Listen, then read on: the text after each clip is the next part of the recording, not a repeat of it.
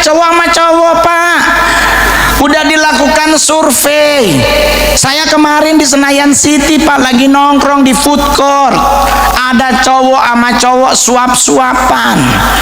Gua pingin nabok dosa. Gua inget-inget 170 berapa ya, 4 tahun di KUHP. Orangnya kenapa lu marah, Ngol? Ya gua juga udah lama gak ada yang suapin gitu. Gua juga berharap ada yang nyuapin, tapi ini kenapa dia yang cuapin? So kita oh iya benar juga. Sekarang gradasi moral anak muda diperhadapkan pada kondisi seperti itu. Dulu cowok sama cowok pacaran atau dekat sembunyi-sembunyi, sekarang udah frontal di depan mata kita. Terus apa yang kita harus lakukan? Ya cuekin aja, Pak, hidup-hidup dia. Kalau kita kenal dengan dia atau ada hubungan teman gereja, tegur dia. Tapi kalau enggak, jangan masuk campur. Tuhan mulaikan suruh dari Yerusalem, Pak. Berarti keluargamu.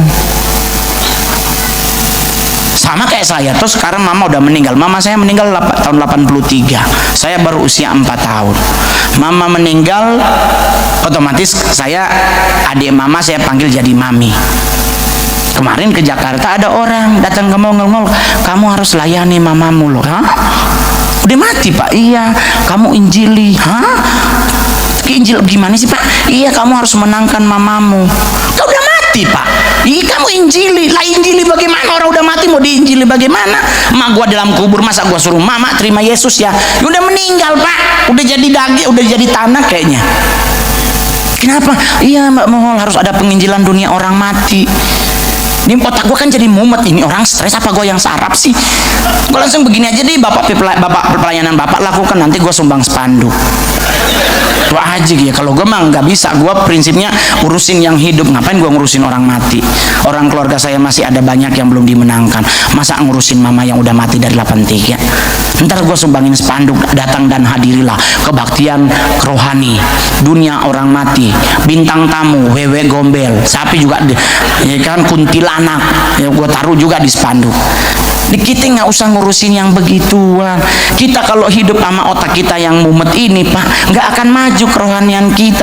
Karena setiap minggu ada injil-injil palsu yang mulai masuk dalam pelayanan kita. Oleh sebab itu, Anda yang udah jemaat dari gereja GSCS, bertumbuhlah di sini. Jangan lihat Pastor Michaelnya, dia kan masih muda. Lah Timotius apa kabarnya? Juga masih muda, boleh dipakai Tuhan. Daud masih muda, boleh dipakai Tuhan. Tidak menutup kemungkinan kan Pastor Michael juga bisa dipakai Tuhan. Kenapa kita harus ribet? Dengan Anda bergereja di sini berarti pertumbuhan Anda konsisten. Kalau Anda pindah gereja karena di sono ada limingho, nah itu lu PA namanya, Pak. Ih, Pak Mongol di sebelah sana, aduh Pak Mongol kemarin gue ibadah, Pak Mongol sakit gigi, aduh saya ibadah mah tetap, puji Tuhan jam ibadah keempat saya disembuhkan Tuhan. Orangnya gue ajak ribut, lu mah PA. Lu malu kesembuhan mah nggak usah ibadah keempat, ibadah pertama juga sembuh. Emang kenapa, Pak Mongol? Kalau ibadah keempat lu hitung persembahan lu berapa? 10.000 sekali ibadah, berarti lu dapat berapa? 40 hilang. Coba lu beli ponstan sepapan tuh, sembuh juga. Jadi jangan kiblatnya ke hal-hal yang nggak wajar. Kesembuhan itu kan bonus dari Tuhan. Amin. Kenapa kita harus mumet, Pak? Tapi kan kamu nggak usah tapi-tapian. Dalam Tuhan nggak ada tapi-tapian. Di dalam Tuhan kepastian hidup itu ya dan amin. Udah nggak usah ribet. Mikir apa yang sedap, yang indah, yang mulia, dipikirin aja. Saya juga begitu, Pak, nggak mau mumet. Kemarin saya ke bandara, saya boleh jujur udah 4 hari istirahatnya kurang. Bahkan pernah ada yang nggak istirahat karena harus terbang pesawat ke sana kemari. Udah. Terus kemarin pas mau ke sini, saya mampir di, kebetulan saya naik Garuda, ada tempat buat pemeriksaan kesehatan tuh. Saya periksa. Ternyata 110/70. Ternyata aman tuh, karena saya nggak mikir, penasaran aja. Soalnya baru habis makan durian 4 gitu. Jadi buat bapak ibu yang punya sakit darah tinggi, sebiji aja ya Pak, jangan 1 bijinya Pak, yang isi di dalamnya 1 aja Pak, jangan lewat 2, biasanya bengkok Pak. Dan saya selalu mengingatkan buat anak-anak Tuhan yang ada di gereja, tadi kita nyanyi lagunya enak banget, ya tuh. Nyanyi bagi Tuhan itu kan kita menyenangkan hati Tuhan. Menyenangkan hati Tuhan, bicara kita tuh membuat Tuhan tuh jadi senang, jadi bahagia. Kalau Alkitab bilang kan Allah itu adalah Allah yang pencemburu. Anda pernah tahu orang cemburuan Pak kayak gimana? Uring-uringan loh Pak. Nah, kalau Tuhan datang uring-uringannya. Nah, biar dia nggak uring-uringan, kita senangkan hatinya. Sama dulu kan ada lagu menyenangkanmu, senangkanmu, hanya itu kerinduanku. Nah, itu bagus ibadah siang, jangan ibadah subuh. Ketiduran soalnya. Saya pernah begitu Pak dulu, waktu masih di gereja di GPDI. Ada pertemuan di udara, pertemuan makin ke bawah Pak, yang tadinya duduknya tegak langsung ada penyembahan Pak. Saya rindu, tahu-tahu ketiduran Pak. Tapi melahirkan saya yang seperti sekarang, tidak goyah iman. Mau di dunia artis ada godaan apapun, yang kami lebih takuti cuma dua di dunia keartisan. Satu dirjen pajak, yang kedua lambe turah. Itu Pak, jangan masuk di lambe turah, habis karir kita Pak. Jadi saya nggak mau bikin sensasi. Saya mau bersensasi boleh Pak, tapi saya takut ketahuan dirjen pajak mobilnya nggak dilapor, besoknya ditarik Pak. Jadi mendingan setiap apa yang saya beli laporkan dulu. Saya bikin usaha di Manado namanya Dapur Mongol. Bikin izin karena usaha minus, mikro yang kecil, cuman modal 50 juta ternyata nggak kena pajak. Bahagia gitu. Jadi usaha yang kecil-kecil aja ya bos, nggak bayar pajak, paling perpuluhan. Kalau perpuluhan itu udah haknya Tuhan. Jadi kalau Anda tahu keberhasilanmu, salah satu yang membuat engkau berhasil karena perpuluhan saya rajin. Itu yang gara-gara film komik 8 saya jadi bencong kan, yang saya ancam pendetanya kan perpuluhan. Soalnya saya jadi bencong dimarahin loh Pak. Kamu kan anak Tuhan, kamu melayani loh Mongol, masa kamu jadi bencong? Pilih dong karakter yang memuliakan Tuhan. Ya Allah, karakter apa Pak yang seperti muka ini memuliakan Tuhan? Pak Aliando masih hidup Pak. Susah gue nyampe di situ Pak, serius loh Pak. Nunggu mereka yang ganteng dipanggil Tuhan baru gue gitu. Iya kalau enggak ya gue korbannya yang kayak Aliando itu ganteng-ganteng serigala kan, saya cuman manggilin dia doang, bro ditabrak mobil. Udah Pak, pulang nggak ada lanjutannya Pak, serius loh. Saya nggak bohong Pak. Sinetron paling pertama saya tuh Naik Enak Turun Ogah. Kalau dulu tayang di Antv yang mainnya Om Indro.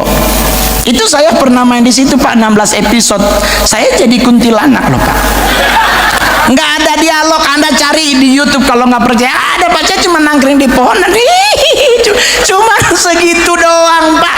Lu bayangin Pak, nggak mungkin saya mau nyampe karakter kayak Aliando and the Gang Pak. Udah paling korban Pak. Bayangkan saya syuting nggak turun dari pohon loh Pak. Makanan diantar karena katanya continuity, nggak boleh geser duduk. Terus kita mau nolak, ya aduh Tuhan susah Pak. Maijab pengen ke Mekah, saya main loh Pak. Itu kan beli Ferrari duitnya. Dan Anda tahu nggak ada dialog Pak, karena saya cuma gendong babi. Anda cari di YouTube ada gua sama Sony Wakwaw itu. Dia yang bawa itu, udah gitu Sony Wakwaw ngomong apa kita nggak ngerti. Jadi gendong babi dan babinya bukan styrofoam Pak, asli babinya Pak. Dia buang air di situ, ya Allah, tahu-tahu kita nggak sempat dimandiin udah gendong. Terus saya tanya kenapa lu nggak protes? Ya gue juga protes, tapi sutradaranya bilang ya lu doang yang Kristen. Ya udah, minoritas mah yang penting 11 juta per hari. Gitu aja, gue nggak mau ribet sama hidup, serius. Hidup ini dibawa santai, kenapa harus ribet? Iya enggak? Tapi kan kamu kita nggak boleh ke mall. Ya udah, meninggal aja kalau begitu. Semuanya nggak boleh ke mall, nggak boleh begini. Ya, terus ngapain hidup? Kamu itu kan keangkuhan hidup, keinginan daging. Ya udah, lu masuk ruang doa aja setiap hari. Hidup ini dinikmati, mau ke mall ya sok, yang penting ada duitnya. Kalau mampunya di pinggir jalan makan bakwan, ya di pinggir jalan juga nggak ada masalah. Yang penting inget, ngambil 4 harus bayarnya 4. Kita kadang ngambil 5 bilang 3. juga saya pernah dulu, Pak. Berapa bos? 3 bang, padahal 5. Ntar nyampe di rumah baru, aduh Tuhan maaf ya Tuhan tadi saya, padahal sebenarnya tahu, cuman pura-pura. Nah, itu namanya trik, Pak. Tapi jangan dilakukan karena itu bagian dari dosa. Jadi nyantai aja. Lu mau makan apa silakan, selama punya duit belanja. Tapi belanja pada hal yang benar. Nggak punya rumah jangan beli mobil. Kalau orang Manado di daerah Mongol, di Jakarta orang Manado banyak Pak udah punya mobil tapi ngkos. Pas diusir bingung Pak, isi daleman mobil semua baju. Harusnya kan beli rumah. Kalau pinginnya di Jakarta, ya udah nggak mungkin dapat 200 juta. Lu nyari ke arah Bogor. Pastikan daerahnya nggak ada petir, jadi bisa nonton TV.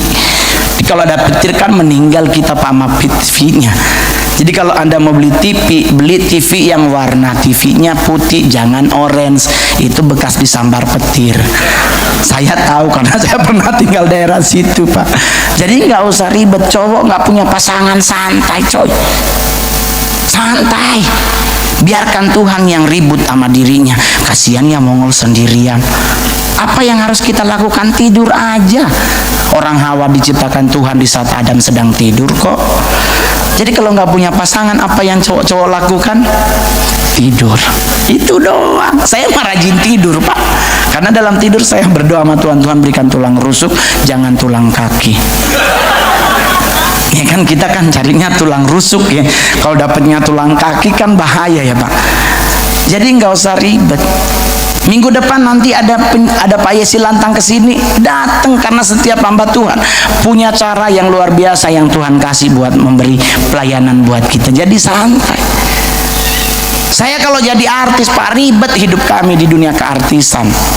Pastor Michael mumet kalau gunang gua.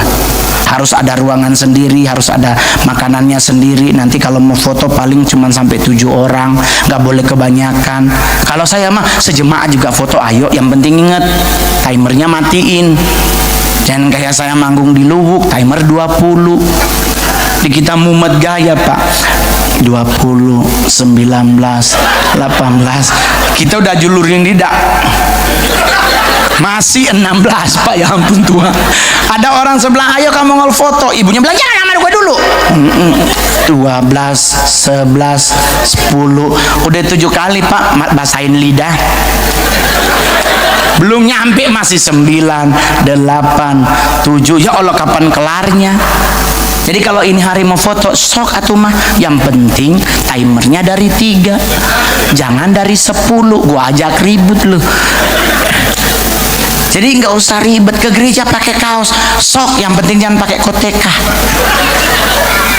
Saya pernah pakai koteka, dari sekarang saya bilang jangan pakai kalau kurang yakin. Karena koteka adalah jebakan Batman. Saya pernah pakai Pak, ngegloyor, nggak boleh. Jadi santai aja, iya kan? Jadi buat Bapak Ibu, kecantikan seorang wanita dilihat dari mana? Dari akhlaknya, bukan dari mukanya. Saya kalau ketemu cewek Pak, jujur, saya gereja sore di Senayan City, pasti sama temen dijodohin sama cewek. Ngeli gue mau kenalin sama cewek, yuk kita ke Senayan City. Sampai di Senayan City gue ajaknya berangkat ke Plaza Senayan. Kalau ceweknya mau, ini bisa dijadiin pacar. Tapi kalau dia nggak mau, berarti dia nggak mau susah. Dan kalaupun dia ikut, kita bisa lihat sampai di ujungnya di Plaza Senayan. Karena kemarin saya pernah ajak begitu Pak, sampai Plaza Senayan kayak cendol meleleh Pak.